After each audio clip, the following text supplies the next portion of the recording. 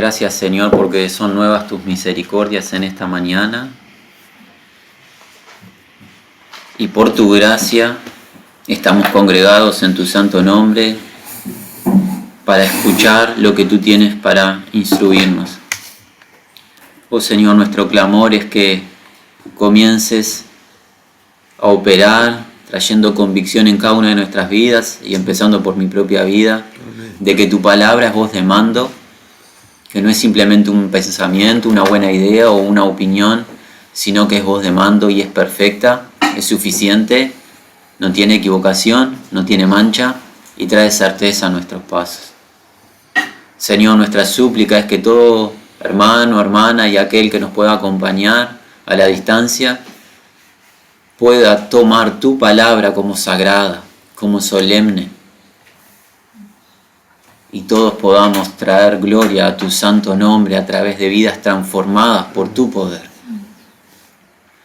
Señor, líbranos de todo relativismo, líbranos de oír pesadamente, líbranos de convertirnos en oidores olvidadizos, convierte a tu pueblo en hacedor de la verdad, Señor.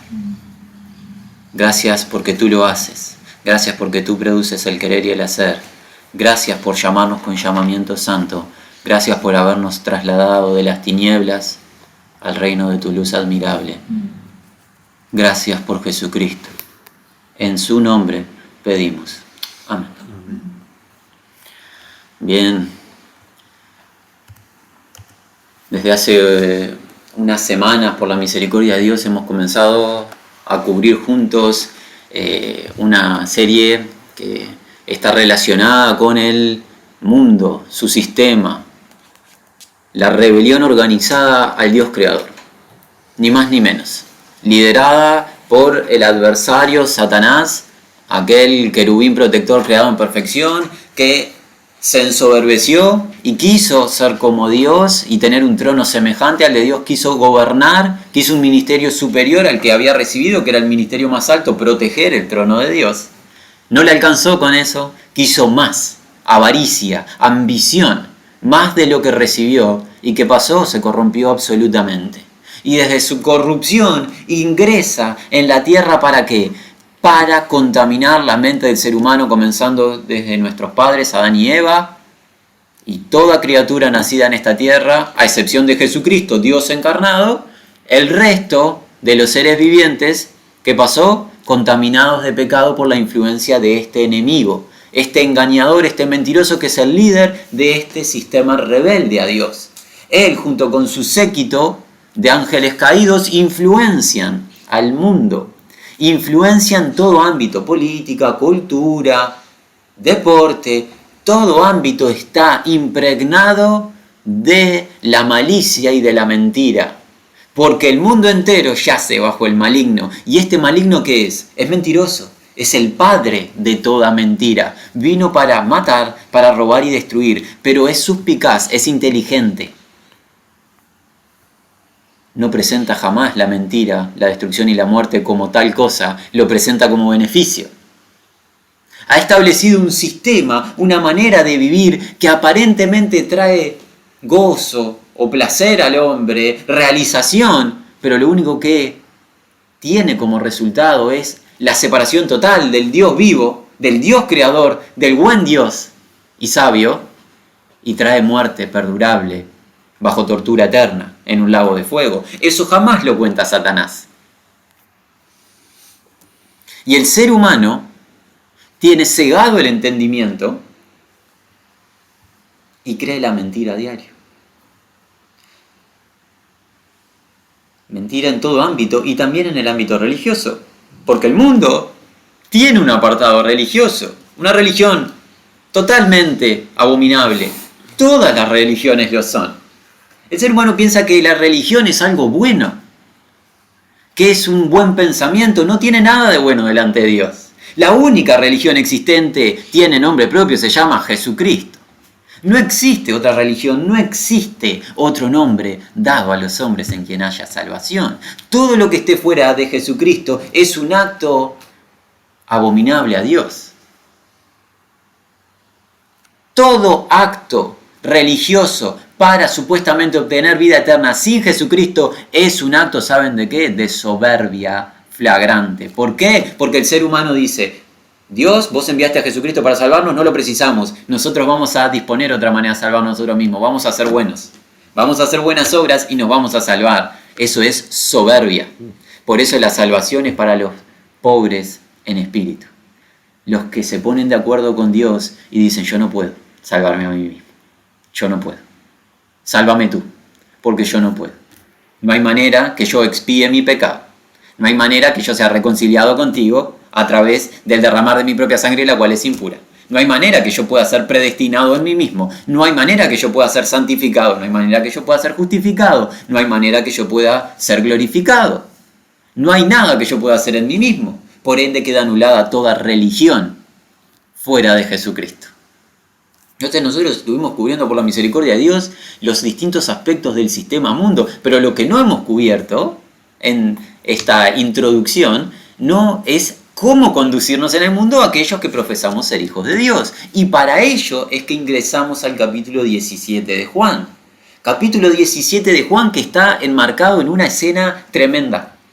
Estamos a horas previas del arresto de Jesús. Jesús ha estado en los últimos capítulos del Evangelio de Juan, desde el capítulo 3 en adelante, ha estado con los suyos. Esos varones galileos a los cuales él soberanamente denominó sus apóstoles. Le ha lavado los pies, se ha humillado a sí mismo y le ha lavado los pies. Ha cenado con ellos, ha establecido la celebración de su Santa Cena. De entre los 12, luego de cenar, uno de ellos, aquel que llegaría a ser traidor, ha partido a traicionar al autor de la vida. Ha quedado Jesús con los 11. Y a los que amó, los amó hasta el fin. Los consuela, los anima, les advierte y les apercibe de lo que van a experimentar en esta tierra, en este ámbito nocivo y enemigo. El ámbito es enemigo a los hijos de Dios. Les promete la llegada del Consolador, del Espíritu Santo que el Padre les enviaría. ¿Para qué? Para que el Espíritu les guíe a toda la verdad y glorifique únicamente a Jesucristo, porque el Espíritu tiene el gran ministerio de glorificar a Jesucristo. No glorifica a hombres, pues gloria de hombre no recibo.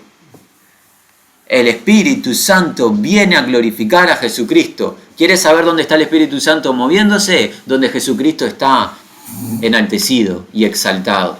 Donde el hombre está exaltado, el Espíritu Santo no está operando. ¿Qué más hizo el Señor Jesús? Les reveló la parábola de la vid verdadera. Y en dicha parábola nos cuenta que Él es la vid y nosotros, que somos las ramitas, y toda rama que no esté unida a Él no puede permanecer, no tiene nada. No hay manera que el ser humano fuera de Jesucristo pueda tener vida perdurable o eterna. Es imposible, es lo que Jesús nos cuenta en esa parábola, además de otras verdades que luego consideraremos. Y llegamos al capítulo 17 del Evangelio de Juan. ¿Y qué encontramos en el capítulo 17 del Evangelio de Juan? En la palabra del Dios del universo. Versículo 1. Estas cosas habló Jesús y levantando los ojos al cielo dijo: Padre, la hora ha llegado. Glorifica a tu Hijo para que también tu Hijo te glorifique a ti. Jesús, tal cual nos enseñó a orar en el Sermón del Monte, Él hace lo mismo y se dirige al Padre que está ¿dónde? Entronado en el cielo. El omnipresente Dios que está en todo lugar, en todo momento, Jesús alza los ojos al cielo, apuntando hacia ¿dónde? Hacia la posición de autoridad suprema. Le oramos a un Padre que ¿qué? Es un Padre que tiene el control del universo. Qué alegría, qué gozo y qué confianza trae comprender dónde está nuestro Padre, quién es nuestro Padre. Y Jesús le va a orar a este Padre, al Padre Supremo, al que lo gobierna todo y el universo se encuentra en la palma de su mano. Como está revelado tanto en el libro del profeta Isaías como en el libro de Apocalipsis, En el tercer cielo se encuentra un trono, el trono está ocupado, Jehová está entronado, no está el hombre, no está el anticristo, no está Satanás. Dios reina sobre todas las cosas. Dios reina para siempre y sea exaltado su nombre por eso. Ahora, ¿para qué ora Jesús? Previo a ser arrestado, dice, la hora ha llegado. En contrapartida a todo lo anterior en los evangelios que se nos relata, aún no llegó la hora de Jesús, aún no había llegado su hora, por eso los judíos no le prendían. Él mismo, Jesús, le dijo a sus hermanos, aún mi hora no es, vuestro tiempo está siempre presto, pero no es mi tiempo aún, ahora cambia. La hora llegó. Ha llegado la hora. Jesús comprendió soberanamente y con su sabiduría divina de que es el momento de que sea sacrificado. Ha llegado la hora. Padre, glorifica a tu Hijo, para que también tu Hijo te glorifique a ti. Y este versículo 1 es el motivo de toda la oración. Esto debe ser para nosotros el principio de comprensión de cómo vivir en el mundo sin ser del mundo. Los que estamos congregados, ¿nos identificamos con Cristo? ¿Le pertenecemos a Él? Si la respuesta es sí, no somos del mundo. Si la respuesta es sí, soy de Cristo, debo de aprender a vivir por y para Cristo y no vivir como el mundo. ¿Y cómo comienza esa vida? Trayéndole gloria a quien le corresponde. Toda la gloria a Dios. Toda la gloria a Dios. En el mundo, la gloria ¿para quién es? Para uno mismo. El mundo nos ha enseñado desde la niñez a ser exaltados. Y aquel que sea más exaltado, en el ámbito que sea, es el que tiene más bendición. El reino de Dios nos enseña que la gloria es a quien le corresponde, únicamente a Dios. Porque a ningún otro daré la gloria, dice el Señor. Y leámoslo juntos, afirmemos, estamos afirmando lo del encuentro anterior. Vayamos al libro de Isaías. ¿Se acuerdan lo que había dicho el Señor a través de la boca de su profeta en el capítulo 42? Versículo 5, así dice Jehová, Dios, creador de los cielos y el que los despliega, el que extiende la tierra y sus productos, el que da alimento al pueblo que mora sobre ella y espíritu al que por ella anda. Yo, Jehová, te he llamado en justicia y te sostendré por la mano. Te guardaré y te pondré por pacto al pueblo por luz de las naciones, para que abras los ojos de los ciegos, para que saques de la cárcel a los presos y de casa de prisión a los que moran en tinieblas.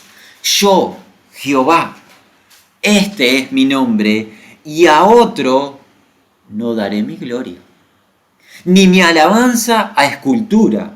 He aquí se cumplieron las cosas primeras, yo anuncio cosas nuevas, antes que salgan a luz, yo las haré notorias. ¿Alguien quiere gloria? Bueno, que exhiba evidencia que ha creado cielos, que ha creado tierra, que da vida al ser humano y que da alimento al hombre. Él es el medio del alimento para el ser humano. ¿Alguien puede exhibir pruebas de eso? No, nadie. Bueno, entonces la gloria solamente a aquel que lo hace, a Dios. Y como Dios no comparte su gloria con nadie y el Hijo le está clamando para que le glorifique, el Hijo nos está revelando que el Padre y el Hijo son uno. El Hijo puede pedirle al Padre, Padre, glorifica a tu Hijo. ¿Por qué? Porque el Padre y el Hijo son uno, poseen la misma esencia. Continuemos, volvamos a Juan, al capítulo 17, estamos afirmando lo que vimos en el último encuentro, versículo 2, que nos dice, como le has dado potestad sobre toda carne, para que dé vida eterna a todos los que le diste. Jesús empieza a revelar, a sacar a luz, cómo va a recibir Dios gloria, cómo el Hijo y el Padre serán glorificados. Versículo 2, dando, otorgando vida eterna a todos y cada uno de los que el Padre le dio. De toda la raza humana, de todas las generaciones, el Padre le ha obsequiado a su Hijo Jesucristo una muchedumbre de individuos, grandes, pequeños, hombres, mujeres, para que el Hijo les otorgue vida eterna y de esa manera Dios es glorificado. El plan eterno de Dios tiene en sus parámetros la predestinación de los redimidos para la gloria del nombre de Dios. Esto lo enseña el apóstol Pablo en el libro de Efesios. Afirmémoslo en el capítulo 1. Pablo, siervo de Jesucristo, nos dice, Efesios 1, 11 y 12. En Él, en Jesucristo, asimismo tuvimos herencia, habiendo sido predestinados conforme al propósito del que hace todas las cosas según el designio de su voluntad. Este soberano hace todas las cosas ¿para qué? A fin de que seamos para alabanza de su gloria nosotros los que primeramente esperábamos en Cristo. Dios es glorificado en predestinar personas para salvación y que el Hijo la salve a esas personas que predestinó. El nombre de Dios es glorificado en que el Hijo concrete la salvación de los escogidos. Pecadores perdidos, corruptos de entendimiento, nacidos en malicia, en maldad, son convertidos al Dios vivo, pasan de muerte a vida, son alumbrados por el Hijo y reciben la gloria de la vida eterna. ¿Y eso qué? Glorifica el santo nombre de Dios. ¿Por qué? Porque la salvación le corresponde solamente a Dios. El hombre no tiene parte ni arte en la salvación. El hombre es un recipiente beneficiario de la gloria de Dios. A través de este acto necio para el ser humano, una locura, un tropezadero para los judíos, una locura, una necedad para los gentiles, Dios exhibe su sabiduría. Dios exhibe la gloria de su sabiduría a través de este hecho. Nosotros predicamos a Cristo crucificado. Poder de Dios, sabiduría de Dios.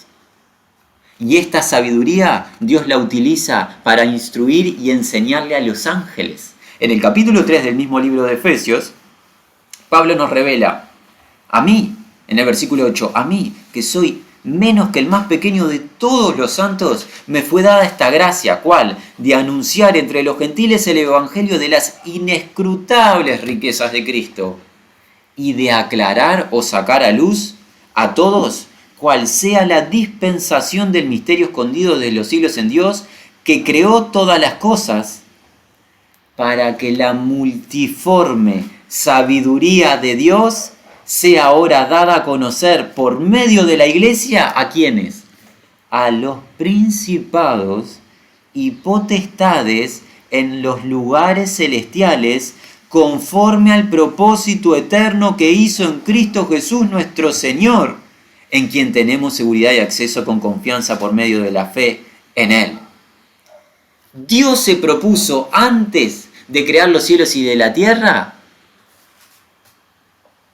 preparar para salvación a todos los escogidos a través de Cristo Jesús, y es por medio o a través de este acto que Dios exhibe, revela su sabiduría infinita para con sus criaturas angelicales.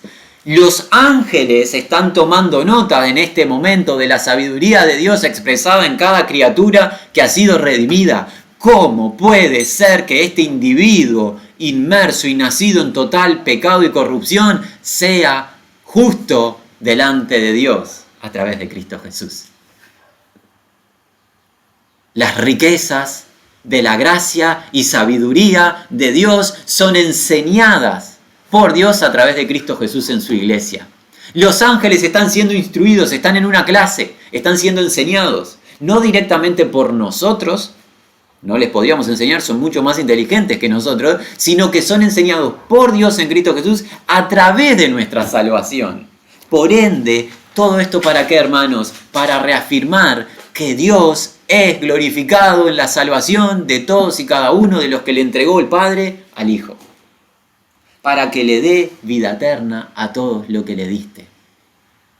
Versículo 2 del capítulo 17 de Juan, en donde estamos afirmando lo que vimos en el encuentro anterior. Volvamos allí, vayamos al versículo 3. Jesús ahora se va a encargar de definir la vida eterna. Y esta es la vida eterna, que te conozcan a ti, el único Dios verdadero. Y a Jesucristo, a quien has enviado. La vida eterna no es únicamente la extensión en el tiempo de una vida que no se acaba. Ciertamente lo es, pero no es únicamente ello, sino que la vida eterna es que se nos alumbre el entendimiento para conocer genuinamente a Dios. El hombre natural no puede conocer a Dios y no puede percibir las cosas de Dios, pues se han de discernir espiritualmente. Y para ser un hombre espiritual, ¿qué se necesita? A Jesucristo, el Espíritu vivificante. Es por eso que la vida eterna, Padre, ¿cuál es? Que te conozcan a ti y a Jesucristo, a quien has enviado. Juan, el siervo testigo que escribió este evangelio que estamos leyendo, al final de dicho evangelio, en el capítulo 20, en los versículos 30 y 31, nos dice: estas cosas se escribieron para que creáis que Jesucristo es el Hijo de Dios y para que creyendo tengáis vida eterna en su nombre. La vida eterna ya ha comenzado, mis hermanos. Ya la tienes. Tienes a Cristo, tienes vida. ¿No tienes a Cristo? Clama para ser salvo. Ya, corre hacia Jesús. Clama, arrodíllate. Tu vida depende de ello. Una cosa necesitas en esta existencia: conocer al Señor. Todo lo demás secundario. Conoce al Señor genuinamente y está todo saldado. Ahora, si tú te equipas de todas las situaciones de la vida y no tienes a Cristo, Jesús dirá: ¿de qué servirá al hombre si ganase el mundo y perdiese su alma? No puedes salvar tu alma tú mismo. El Hijo de Dios vino a salvar lo que estaba perdido. ¿Estás perdido? En Cristo encuentras salvación. Clama. Ponte de acuerdo con Dios. Arrepiéntete. Clama. El Señor, a todos los que vienen a Él, no les echa fuera. Tiene brazos grandes el Señor para recibir a todos y cada uno de los que el Padre le da. No expulsa a ninguno el Señor de los que vienen sincera y genuinamente a Él. Hoy es el día para correr hacia Jesús. Hoy, no importa si eres muy joven o muy adulto, hoy es el día. No sabes el mañana que te espera. Hoy está todavía vigente el día de jubileo del Señor. Vamos a pasar al versículo 4, si les parece. Seguimos afirmando: yo te he glorificado en la tierra. He acabado la obra que me diste que hiciese. Jesucristo no vino a glorificarse a sí mismo. Jesucristo vino a glorificar al Padre, pues no he venido a hacer mi propia voluntad. Pues todo lo que habló Jesucristo, habló de lo que oyó del Padre. Nada habló en su propio nombre. Yo tengo una comida que ustedes no conocen: hacer la voluntad del Padre que me envió y acabar su tarea. Jesucristo vino a acabar la tarea, y aquí tenemos la segunda indicación de cómo vivir en este mundo. Estamos llamados a vivir ¿de qué manera? Primera indicación que vimos: vivir para la gloria de Dios únicamente. Segunda indicación: ¿cómo traer gloria a Dios? Mediante la obediencia a su verdad. Hacer la tarea que nos ha dado Él, no la tarea que hemos inventado nosotros. Pues fácilmente nos autoengañamos diciendo: voy a hacer tal acción para la gloria de Dios. Voy a divorciarme de mi esposa y casarme con una nueva, más joven, para la gloria de Dios. No va a ser para la gloria de Dios, va a ser para mi propia gloria, por mi propio instinto carnal. Cuando hablamos de hacer algo para la gloria de Dios, es en base a su verdad, no en base a mi razonamiento. Muchas veces confundimos la voluntad de Dios con nuestra propia voluntad. La voluntad de Dios está revelada en las Sagradas Escrituras y está totalmente clara, si es que la buscamos con sinceridad. Muchas veces nosotros nos confundimos y ponemos nuestra voluntad e involucramos a Dios en ello diciendo: Dios va a ser glorificado en tal acción, y más bien es un deseo personal. Tenemos que ser sinceros y buscar la voluntad del Señor y traer gloria a su nombre, acabando la tarea que nos ha dado, ¿saben qué? El Hijo, para acabar la tarea que el Padre le dio, no se tomó, por así decirlo, una vacación. No vino a andar en placeres disolutos a esta tierra.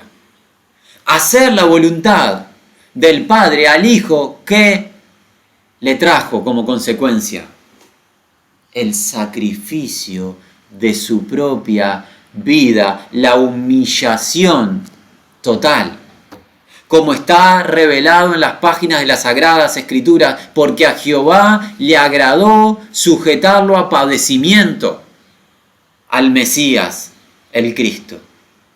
Porque como está escrito, Jesucristo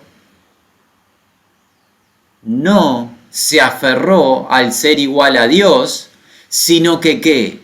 Se vació a sí mismo, se despojó a sí mismo, se humilló a sí mismo, tomando forma de siervo, hecho semejante a nosotros los hombres, y estando en esta condición de hombre, que fue obediente hasta la muerte y muerte de cruz. Jesucristo no vino a tomarse vacaciones a esta tierra. No vino a ser amado por los hombres. ¿Por qué? Porque Él no tenía un aspecto hermoso para que le decíamos, como está revelado en el capítulo 53 de Isaías. Varón de dolores, experimentado en quebranto. Escondimos nuestro rostro de Él. Fue menospreciado, abatido, despreciado por los hombres, pero lo más importante, el padecimiento que vivió, ¿saben de quién fue? No fue de los hombres. Ciertamente padeció físicamente en su cuerpo por los hombres, pero el real padecimiento del Mesías, ¿cuál fue? La copa de la ira del Padre por el pago justo de nuestra iniquidad y sobre todo de mi iniquidad. Y esta simple expresión, que lo decimos en pocos segundos, tiene que ser el impulso más grande que sienta cada uno de nosotros en el diario vivir. Jesús, Dios en esencia, vino a esta tierra a obedecer al Padre y sacrificarse a sí mismo, bebiendo la copa de la ira del Padre. ¿Por qué? Por amor a nosotros. Porque Dios muestra su amor en que nosotros, siendo aún débiles, Cristo murió por nosotros. En esto conocemos el amor. No en que nosotros hayamos amado a Dios, sino en que Él nos amó y envió a su Hijo en propiciación para satisfacer, para expiar el pecado. Porque Dios santo, Dios justo, demanda pago por el pecado. Este varón ha practicado el pecado de manera desenfrenada por varios años en su vida. Alguien tiene que pagar. ¿Y saben qué hizo Jesús? Dijo, por ese varón voy a ir yo. Y voy a ser yo colgado en un madero para que él no sea colgado. ¿Saben qué es eso? Amor. Quizás alguien nos esté escuchando hoy y esté solo en esta vida. No tenga familia, no tenga amigos, no tenga recursos, no tenga siquiera salud. Pueda alguien decir, soy humanamente hablando el más desgraciado de los individuos. Mi amigo, mi amiga, en la región que te encuentres. El verdadero amor, el verdadero significado de la existencia se llama Jesucristo. No hay nada ni nadie que te ame, que te ha llamado o que te vaya a amar como lo hace Jesús. No existe ni va a existir cosa creada alguna, individuo o de la índole que sea, que nos ame como nos ama Jesús. Jesús es la descripción exacta del amor perfecto de Dios. Es el amor de el sacrificio. Un amor en hechos, no un amor lisonjero de palabras dulces. Jesús dice, te amo y te lo demuestro. Voy a dar mi vida por vos. ¿Y saben qué? Que Jesús se haya convertido en pecado, para nosotros puede sonar a poco porque hemos nacido bañados de pecado, pero para Él, Dios inocente, sin mancha alguna, fue la vergüenza total. Jesús atravesó una pasarela pública y fue exhibido ante los seres humanos y ante los principados y potestades como escoria, convirtiéndose en pecado. Pero lo que para El mundo antiguo, escoria, para Dios era gloria pública, gloria total, y públicamente Él derrotó a todos los principados y potestades. El inocente se convirtió en pecado por nosotros y sobre todo por mí. ¿Qué más necesito yo para decir, es Jesús a quien debo seguir y debo de dejar de mirar hacia el mundo? Necesito que alguien me venga a ofrecer algo, algún recurso, algún beneficio terrenal. Apártese de mí ese acto maligno. Si necesito que alguien me venga a predicar alguna teología o alguna doctrina humana o algún tipo de beneficio humano o algún tipo de realización humana afuera de Jesucristo, yo no entiendo de qué se trata el Evangelio. El Evangelio tiene un resumen sencillo, al igual que la Escritura tiene un resumen sencillo. Es una sola palabra y es un nombre propio. Jesús. Jesús. Porque si fuere elevado, atraeré a todos a mí mismo. Jesús es un poder sobrenatural. Te cautiva. Es perfecto Jesús. Cuéntame, muéstrame, amigo, tú que estás dudando, muéstrame uno de los errores de Jesús que encontraste. Tráelo presente hoy aquí. Muéstrame cuál es el error, cuál es la injusticia que Jesús practicó. Y ahí pondremos en duda o en tela de juicio a Jesús. No lo existe, pues Él es perfecto. Él es hermoso, pero no es hermoso estéticamente, es hermoso en su conducta. Y Él hoy nos está ofreciendo su presencia desbordante. ¿Qué estoy buscando en esta vida? Me tengo que preguntar. Pues si lo estoy buscando a Él, lo voy a encontrar. Búsquele cada uno mientras puede ser hallado, y hoy puede ser hallado. No se ha terminado el tiempo de jubileo. Llámele cada uno mientras que está cercano. Deje el impío su camino y el hombre inicuo sus pensamientos y vuélvase a Jehová. ¿Sabe qué hace Jehová? Tendrá grande misericordia y amplio en perdón. Jesús se despojó a sí mismo para traer gloria al Padre. Y en el versículo 5 nos dice Jesús: ahora pues, Padre, glorifícame tú al lado tuyo con aquella gloria que tuve contigo antes que el mundo fuese. En el versículo 5 Jesús nos revela explícitamente que Jesús no es simplemente un buen hombre. Jesús es Dios en esencia, porque recuerdan lo que está en las Escrituras: antes que Abraham fuese, yo era. Porque en el principio era el Verbo. Y el Verbo estaba con Dios. Y el Verbo era Dios. Y este Verbo es el medio o la fuente de la creación del universo. Todas las cosas por Él subsisten y sin Él nada de lo que existe hubiese sido creado. Él, el Verbo Jesucristo, es la imagen del Dios invisible. Él es la imagen exacta de Dios. Fuera de Jesucristo, nada existe. Fuera de Jesucristo no conocemos nada de Dios.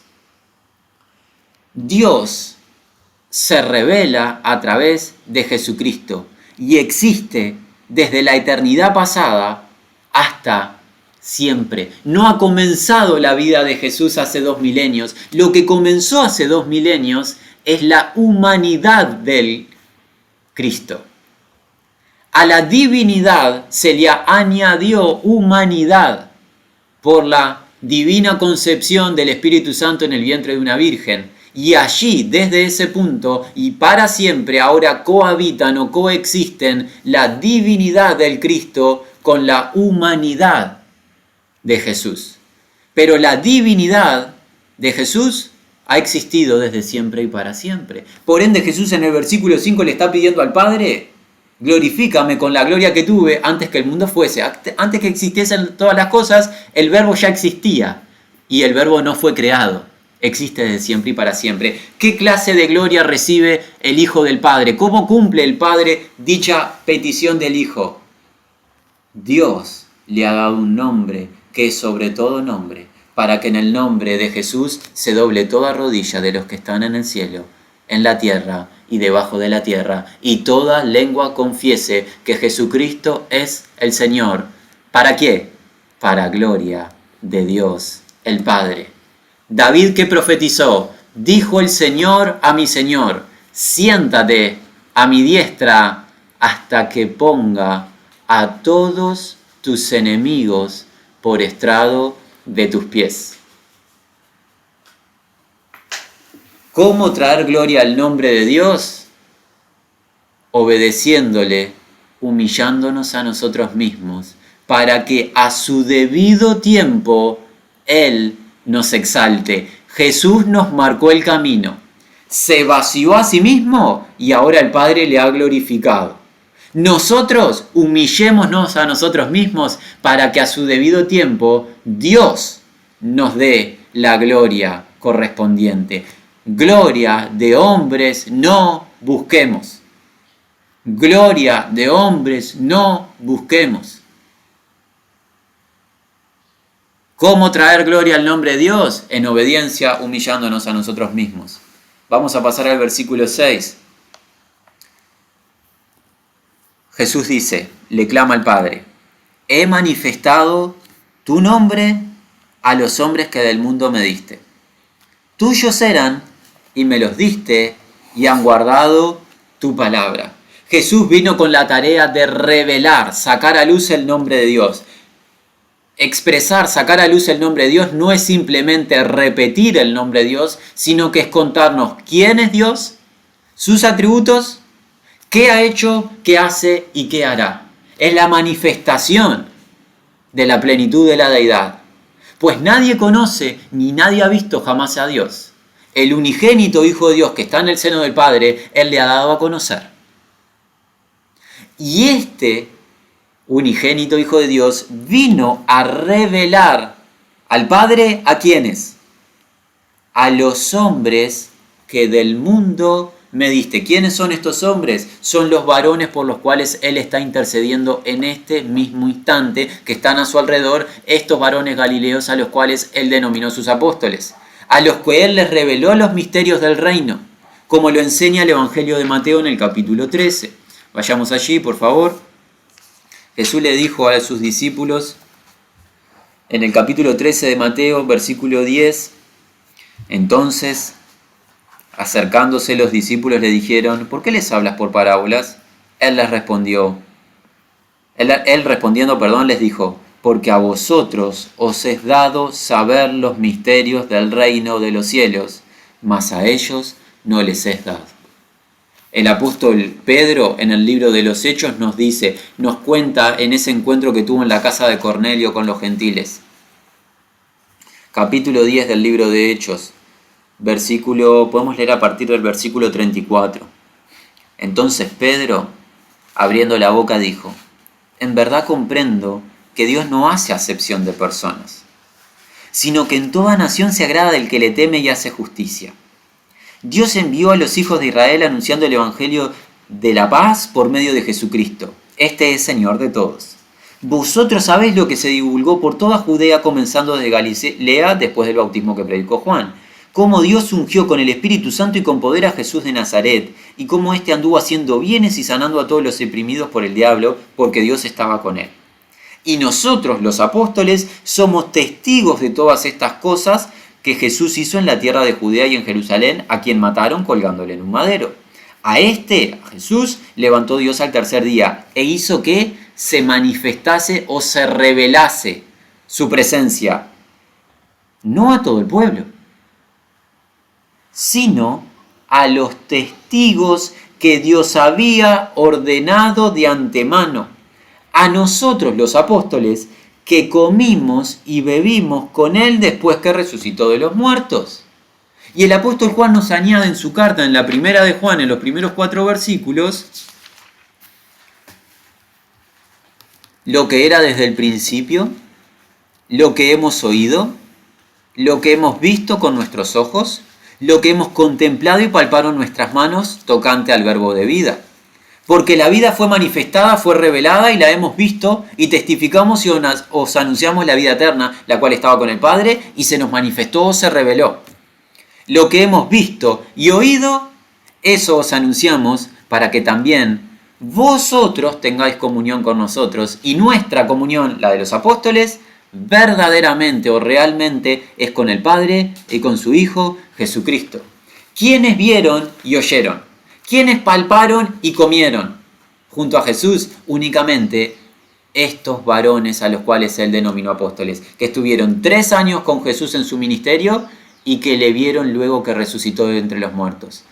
No hay ningún individuo o institución fuera de estos varones que tenga la diestra de parte de Dios para enseñarnos la sana doctrina. No existe. No importa cuán añeja sea la institución o cuán capaz sea el individuo, hombre o mujer, no importa. El que contradice la palabra de los apóstoles de Jesús no nos trae beneficio a nuestros pies. ¿Cómo traemos gloria al nombre de Dios profesándolo? A través de anunciar lo que los testigos de Jesús anunciaron. No podemos anunciar otro mensaje. El que anuncia otro mensaje sea que anatema. Todo aquel que quiera comenzar este 2021 trayéndole gloria al nombre de Dios, ¿qué debe hacer? Anunciar lo que ellos anunciaron. No estamos llamados a nuevas doctrinas, no estamos llamados a ser inteligentes en nosotros mismos y sabios en nuestra propia opinión. ¿Saben a qué estamos llamados a ser?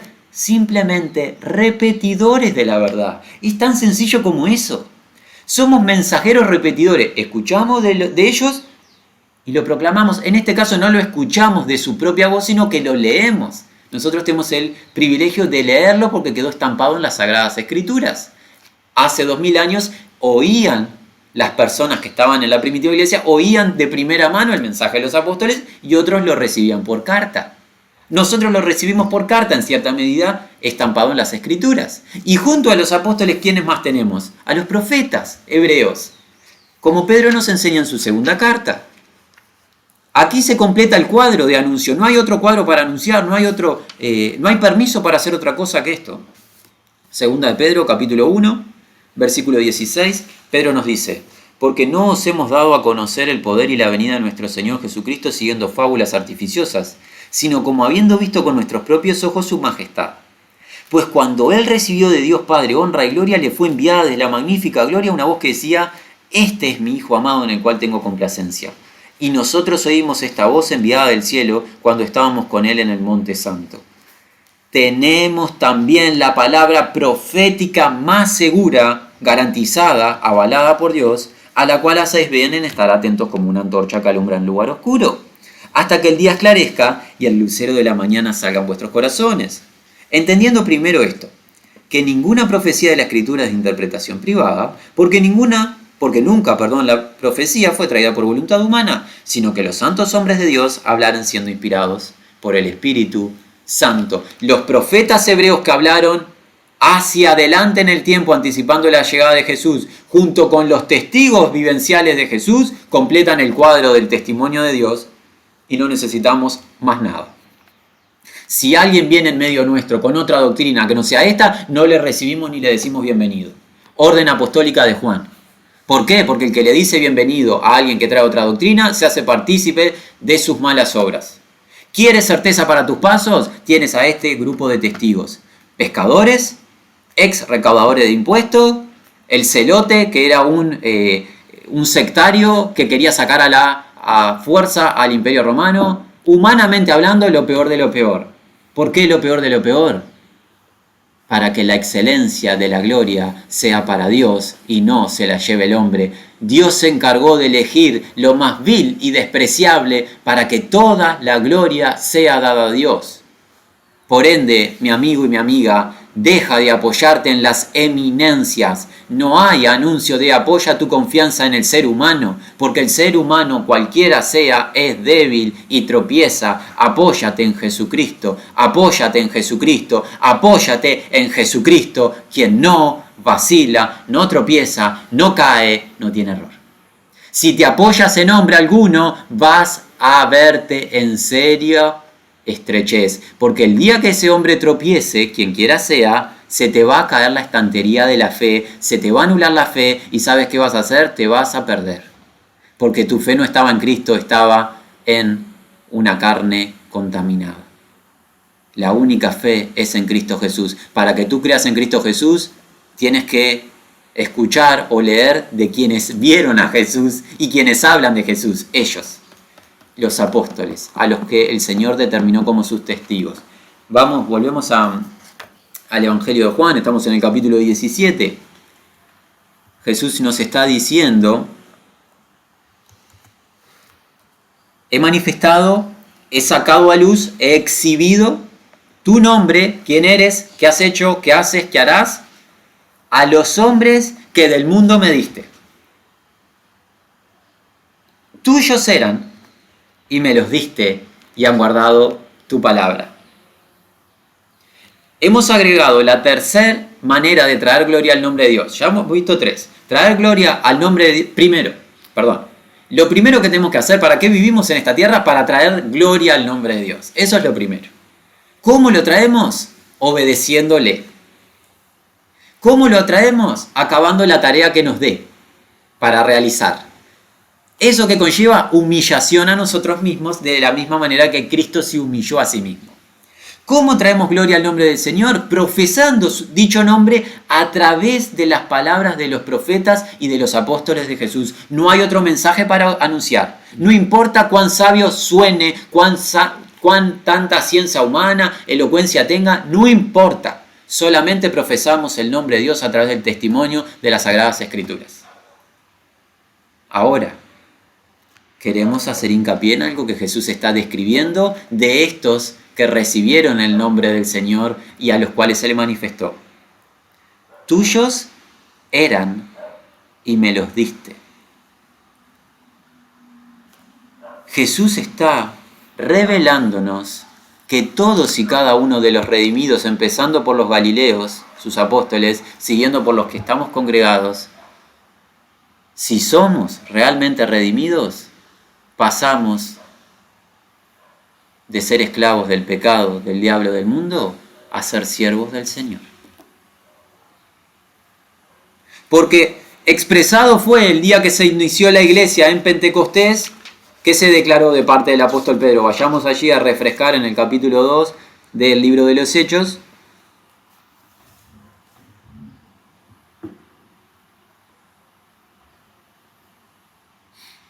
El apóstol Pedro nos dice en el versículo 36, sepa pues, ciertísimamente, irreprochablemente, toda la casa de Israel, que a este Jesús, a quien vosotros crucificasteis, Dios le ha hecho Señor y Cristo. Sepan con certeza que Jesús fue determinado y establecido por Dios como Cristo, Mesías Salvador, pero ¿qué más? Como Señor. ¿Qué significa esa palabrita Señor del griego Kyrios? Significa amo, dueño. Jesús no vino a salvar y traer libertad, entiéndase, libertinaje al hombre. Jesús vino a liberar al hombre de la esclavitud del pecado, pero vino a poseer al hombre, a gobernar al hombre, a entronarse en el hombre al cual salva. No existe un solo redimido de Jesús que sea salvo por Jesús, pero no gobernado por Jesús. No existe alguien que sea gobernado por las tinieblas o que se gobierne a sí mismo y que pueda decir con sinceridad, yo soy hijo de Dios. Si la práctica de conducta total del individuo es la práctica de las tinieblas, por ende se gobierna a él mismo, lo gobierna a la carne, eso manifiesta que ¿qué? Que no le pertenece a Jesús. Jesús a los que salva, gobierna. Los gobierna a través de su consejo. Declarar y profesar a Jesús como Señor es declarar y profesar, Jesús es mi dueño, es mi amo. Y si Jesús es tu dueño y es tu amo y te ordena, el siervo obedece a través de las fuerzas del Espíritu. Si Jesús ordena y el siervo desobedece, es que no es siervo. Los Galileos eran del Padre y el Padre se los obsequió al Hijo. Los Galileos son posesión del Hijo. Lo han reconocido como su Señor, como su amo, como su dueño. La salvación conlleva una identificación total con el Salvador. El Salvador, mis amigos y mis hermanos, no vino a traernos sueños. No vino a realizarnos personalmente. Vino a traer su gloria y derramarla en cada vaso. Vino a que proclamemos junto a Pablo: con Cristo estoy juntamente crucificado y ya no vivo yo, mas vive Cristo en mí. Lo que ahora me resta vivir en la carne, lo vivo por la fe en el Hijo de Dios. Fuimos liberados del pecado y hechos siervos de la justicia. Por precio han sido comprados. Glorifiquen a Dios en sus cuerpos. Nadie venga a decir: yo soy hijo de Dios y practico el pecado y no pasa nada. Porque eso es una mentira del mundo. Hermanos, reflexionemos. No manchemos el santo nombre de Dios. Dios viene a gobernar a los que salva, y si no te gobierna, no te salva. No vas a disponer vos cómo será la salvación. Esta es la salvación de Dios para el hombre. No es la salvación del hombre para sí mismo. Eso es un invento humano. Hacé lo que quieras y sé salvo. No. Porque por gracia soy salvo mediante la fe. Y esto no es de vosotros, no es un don de vosotros, es un don de Dios. No por obras, dijo Pablo, para que nadie se gloríe. Viste que no hay que hacer nada, es verdad, no hay que hacer nada para ser salvo. ¿Pero qué? Somos hechura suya, creados según Dios, para que andemos en obras que Él preparó de antemano. Si somos salvos por Dios, por gracia, mediante la fe, obramos conforme a dicha salvación, porque la fe sin obras es muerta, no es fe. La fe que no santifica no es fe, es religión. La fe que no purifica no es fe, es ritualismos, programas, entretenimiento. La fe genuina de lo alto es una fe que nos impulsa, nos consagra al Señor. Y aquí es donde siempre alguien nos pregunta: ¿y qué? ¿Entonces ya los hijos de Dios no pecamos más? Claro que pecamos, lamentablemente. ¿Por qué? Porque tenemos la carne que lucha contra el nuevo hombre y tenemos el mundo poniéndonos tropiezo. Pero apenas lo hacemos, el Espíritu que está en nuestro interior nos está impulsando a la sincera confesión y a ponernos de acuerdo con Dios. Y eso en sí mismo es un milagro de Dios. Y es señal y es referencia de que estamos en el Señor. Y esto nos preocupa mucho a nosotros. ¿Qué? Que personas que confiesan que son hijos de Dios pueden pasar meses y años sin profesar y confesar su pecado. Pasan sus días insensibles a la desobediencia. Si el Espíritu mora en nosotros, nos impulsa a la confesión genuina y sincera. Y quebranta el orgullo. ¿Quién no confiesa? Aquel que es orgulloso. Aquel que es orgulloso y se cree bueno en sí mismo, es justo en sí mismo. En cambio, una vida piadosa. ¿Cómo conozco una vida piadosa? ¿Porque es intachable, que nunca tropieza? No. Porque tropieza y lo confiesa. Estamos aprendiendo a escuchar algunas voces que constantemente están confesando públicamente. El Espíritu que Dios ha hecho morar en nosotros se está deleitando en escuchar dichas voces. ¿Por qué? Porque ahí hay sinceridad. Cuanto más conocemos al Señor, más confesión tenemos, porque vemos todas nuestras debilidades y carencias. Hay vidas que jamás han confesado nada y se creen ser hijos de Dios, se creen buenos en ellos mismos. Perezca esa idea en medio nuestro. Debemos de comprender, amados, que hemos sido llamados con un llamamiento especial. Vayan por favor al libro de Romanos, capítulo 1. El apóstol Pablo comienza la epístola a esta congregación, pero por aplicaciones para con nosotros. Capítulo 1 del libro de Romanos. En el versículo 6 Pablo dice, vamos a leer el 5, y por quien recibimos la gracia y el apostolado para la obediencia a la fe en todas las naciones por amor de su nombre. La fe nos impulsa a la obediencia. Hay que obedecer el Evangelio. Hay que creerlo y obedecerlo. Pero miren esto, versículo 6, entre las cuales estáis también vosotros llamados a ser de Jesucristo. Jesús vino a salvarte, amigo, amiga. Jesús vino a que seas de Él. Si eres de Él, no eres más tuyo. Tu tiempo, tus recursos, tus pensamientos, tus palabras, tu cuerpo no son tuyos. ¿Son de quién? De Cristo. Llamado eres a ser de Jesucristo. ¿Por qué? Te preguntas, porque Cristo se entregó por ti. Cristo ofrendó su vida para que tú le pertenezcas a Él y sea glorificado Dios el Padre. Si tú no perteneces a Cristo, tú no fuiste salvo por Cristo. Es imposible dividir esta revelación. Es imposible separar el atributo de Jesús de Señor de el de Mesías Salvador. Jesús es tanto Señor como tanto Salvador. No puedo escoger la parte que es la que muchos profesan, Jesús es mi Salvador. Y mi Señor, si lo deseo, si quiero, me puedo gobernar a mí mismo. ¿Qué más da? No, da sí. Da sí. ¿Y de dónde te aferras para decirnos eso, hermano? Nos aferramos de las mismas palabras de Jesús en el Evangelio de Mateo en el capítulo 7. Estamos en el Sermón del Monte, Mateo capítulo 7, Jesús va a cerrar el Sermón del Monte y nos dice una expresión sencilla y muy profunda. Capítulo 7 del Evangelio de Mateo. Leemos los versículos a partir del versículo 21. No todo el que me dice, Señor, Señor, entrará en el reino de los cielos. Pero Jesús, yo hice la oración y te dije, Señor, te recibí como mi Señor, te dije que eras mi Señor. Pero decir Señor no es simplemente la repetición de una palabra. Ahora Jesús nos va a decir el verdadero significado de declararle Señor. No todo el que me dice Señor, Señor entrará en el reino de los cielos, sino aquel que hace la voluntad de mi Padre que está en los cielos. Declarar a Jesús como Señor es ponerse el yugo de Jesús. El fácil y ligero yugo de Jesús.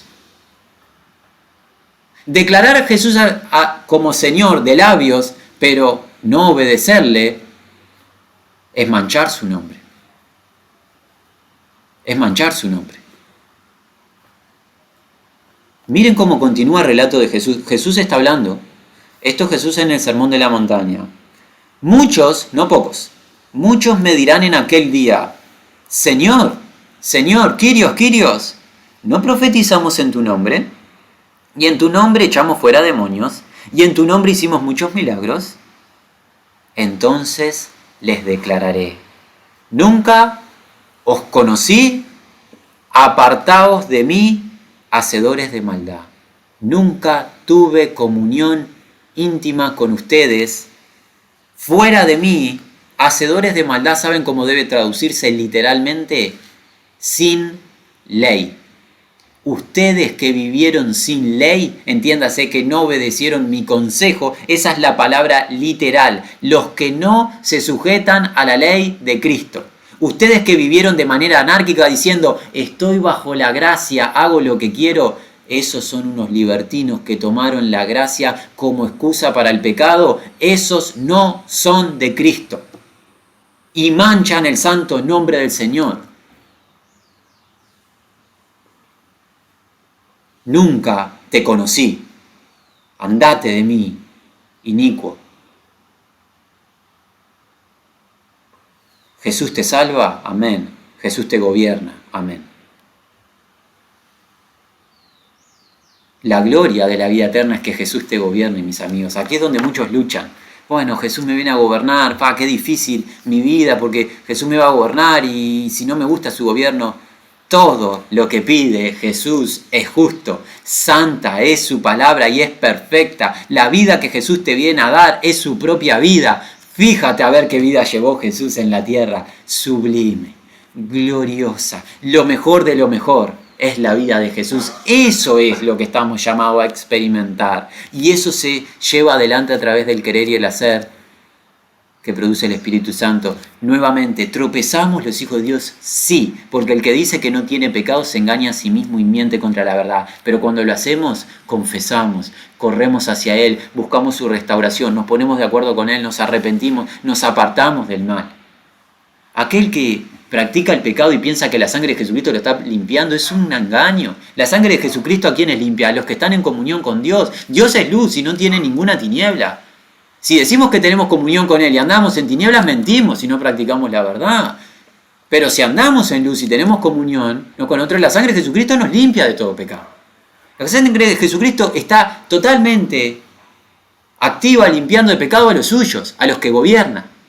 Confiesan, se arrepientan y apartan del mal. Pero aquellos que practican el pecado y piensan que la sangre de Jesucristo los está protegiendo, están engañados. Se engañan ellos y engañan a otros. Jesús está hablando, hermanos, por favor. Jesús está hablando y le está orando al Padre y está diciendo, estos eran tuyos y ahora son míos. ¿Y qué han hecho? Versículo, volvamos al Evangelio 17 de Juan. ¿Qué han hecho? Han guardado tu palabra. He manifestado, estamos en el 6, he manifestado tu nombre a los que del mundo me diste. Tuyos eran y me los diste y han guardado tu palabra. Guardar la palabra es practicar la palabra. Es preservar sin adulterar, no es modificar los mandamientos de Dios y relativizarlos. Eso era para hace 2000 años, como dicen algunos, pero ahora ya como que no aplica tanto. Los cielos y la tierra pasarán y que mis palabras no pasarán. Les digo que ni un tilde ni una coma se van a perder de la santa ley de Dios. Los galileos demostraron ser del Padre y del Hijo, ¿de qué manera? Guardando la palabra. Todo aquel que guarda la palabra del Señor demuestra que realmente nació de nuevo.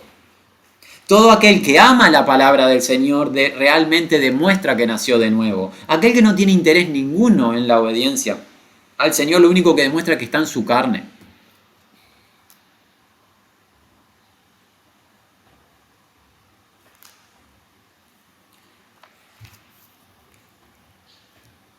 Juan en su carta lo dice de esta manera. En su primer carta, en el capítulo 2, versículo 4, el que dice, yo le conozco, entiéndase, yo tengo comunión con él, y no guarda sus mandamientos, el tal es mentiroso y la verdad no habita en él. Pero el que guarda su palabra, en este realmente o verdaderamente el amor de Dios se ha perfeccionado. Por eso sabemos, tenemos garantía o certeza que estamos en Él. El que dice que permanece en Él, debe andar como Él anduvo. ¿Cómo glorificar a Dios en este comienzo de año 2021? Guardando su palabra. Andando como Cristo anduvo por el poder del Espíritu Santo, por el poder de la resurrección de Jesús de entre los muertos. Con el querer que produce el Espíritu, con el hacer que produce el Espíritu. No por fuerza humana, sino por obra divina. ¿Qué requiere de nosotros? Rendición. Rendición y confianza. Cuando tropezamos, confesión y sinceridad. Y Dios es glorificado. Hemos cubierto por la misericordia de Dios los primeros aspectos. Estamos considerando cómo vivir en el mundo. Cómo vivir en este mundo, en este hábitat adverso a Dios, sin ser del mundo. Esa es la propuesta. Hemos visto que se vive de una única manera, trayendo gloria al nombre de Dios. Esa gloria la traemos al nombre de Dios obedeciéndole en todo lo que hacemos. Acabando la tarea que nos ha encomendado que hagamos, que hablaremos más adelante cuál es de manera general para toda la iglesia. Eso vendrá un poquito más adelante en los encuentros. Humillándonos a nosotros mismos, perteneciendo a Él, guardando sus mandamientos, entiéndase, obedeciéndole en cada instancia, llamando pecado a lo que Él llama pecado, llamando puro y santo a lo que Él llama santo. Compartíamos horas anteriores con grupo de hermanos esta expresión sencilla. Quizás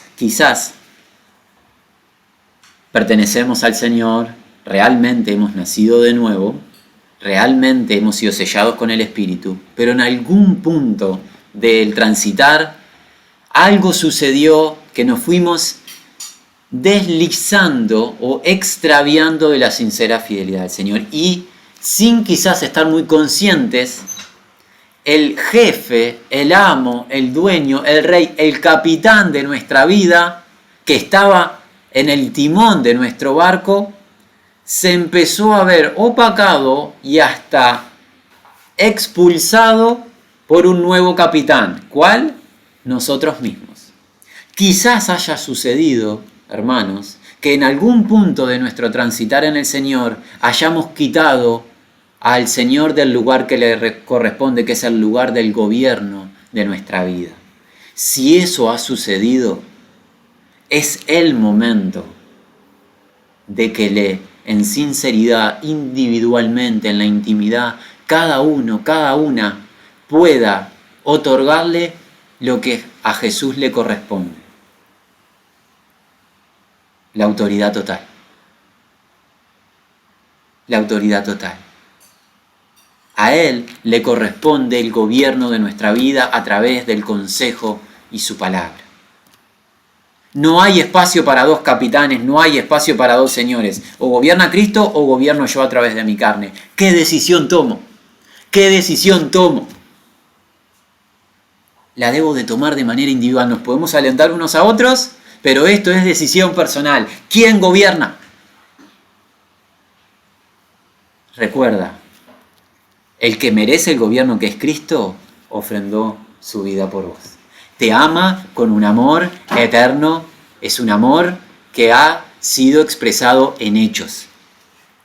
Dijo, no mueras vos por tu pecado, yo muero por tu pecado. Vos, aunque estés manchado de inmundicia, yo me hago cargo de toda esa mancha y te dejo limpio, puro, santo, emblanquecido a vos. Yo pago por la ira de Dios. Yo me sacrifico por vos. Vale la pena seguir a Jesús. Vale la pena todo esfuerzo. Vale la pena toda negación. Vale la pena ir en contra de la marea y del mundo y no conformarse al mundo. No importa lo que digan los amigos. Incluso no importa siquiera lo que diga la familia, si es que la familia no conoce a Dios. No importa lo que diga el mundo. No importa lo que digan los principados o las potestades. Lo único que realmente importa es lo que dice Jesús. Y Jesús te dice, sígueme. Sígueme. Sígueme y sírveme, y si alguno me sirve, mi Padre le honrará. Sígueme, sígueme, sigue al buen pastor. Síguelo porque te va a llevar por el camino de la vida eterna. Te va a llevar a los pastos de la pradera del Señor. Tu alma se va a saciar de su gloria para siempre. Y el amor de Cristo, que es de parte de Dios, no te lo puede quitar nada ni nadie. Nadie te puede arrebatar lo que es de Dios a través de Cristo Jesús. No importa la tormenta que atraviese tu casa. Si estás en Cristo, estás firme. Estás firme, no importa cuán joven sea o cuán anciano seas, mi amigo y mi hermana y hermano. No importa tus capacidades, tu intelecto, tus recursos. Cree en Jesucristo y nada te puede conmover de la presencia de Dios. La gloria eterna te es obsequiada a través de Él. En Él está la plenitud de la deidad. Dejemos de una vez la religión y todo tipo de liturgia vana y vacía, mis amados. Corramos hacia Jesús, que tiene gracia en abundancia para otorgar. Seámosle fieles a Él, Él se lo merece. Padre, te damos toda la gloria a ti. Toda la gloria te corresponde a ti, Señor. Oh, ¿quién podía determinar un plan de salvación tan glorioso? Gracias. Gracias, no lo merecíamos, Señor. No merecemos nada de ti más que tú, el furor de tu ira. Pero te agradó redimirnos y enviarnos a Jesucristo, nuestro Señor, nuestro Salvador, nuestro hermano mayor, nuestro Maestro, nuestro gran pastor. Él se ofrendó por nosotros y ahora nosotros voluntariamente decimos que entregamos nuestras vidas a Él, Señor, para la obediencia. Basta, Señor. Te confesamos que no nos queremos gobernar más a nosotros mismos. Gobierna tú, Señor, a través de tu palabra. Toma esta ofrenda de nuestras vidas que son entregadas en tu altar, Señor, como sacrificio vivo, santo, agradable a ti. No nos queremos conformar al mundo. No queremos ser como el mundo viviendo en un desenfreno de rebelión hacia ti. Queremos vivir como tú dices que debemos de vivir, como a ti te agrada. Queremos traer gloria a tu santo nombre. Señor, danos mucha fuerza. Somos bien débiles y frágiles. Tú lo sabes, venimos del polvo. Somos bien débiles, pero tú eres todopoderoso. Glorifícate en cada uno de los envases, Señor. En cada uno. Trae gloria a tu santo nombre, redimiendo personas del estado más corrupto de pecado, Señor. Transfórmalos por tu poder. Glorifícate, Señor. Demuestra que tú eres quien haces pasar de muerte a vida. Tú eres quien produce vida en el valle de los huesos secos. Solamente tú. Solamente tú. Por amor a tu santo nombre. Trae vida, Señor. Nuestra súplica es que todo aquel que nos pueda estar escuchando realmente se vuelva a ti con corazón sincero. Gracias, Señor. Eres bueno. Eres bueno en sobremanera grande. Tus hijos, te agradecemos y te damos toda la gloria. En el nombre de Jesús hemos clamado. Amén.